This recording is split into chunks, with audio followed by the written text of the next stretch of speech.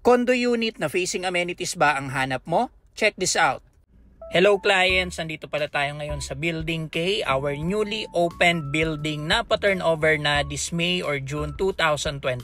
This is a 2-bedroom unit, 30.6 square meters na facing amenities. And yung makikita nyo ngayon is yung actual unit upon turnover. Marumi pa siya and hindi pa totally tapos kasi again, pa-turnover pa lang ang Building K this coming May to June 2025. Ito nga pala yung view mo kapag ang napili mo na unit is facing amenities dito sa Building K. By the way guys, since nasa Building K tayo, ang cash out dito is 20,000 for 2-bedroom 30.6 square meters. Direct Pag-ibig financing tayo kaya pwede kahit OFW, locally employed, business owner, or kahit freelancer ka pa. For as low as 10 to 20,000 cash out, as long as kompleto ang requirements mo, kami na ang magpaprocess ng housing loan mo kaya naman super less hassle para sa'yo. Located nga pala ito along Ortigas Avenue Extension, Pasig City.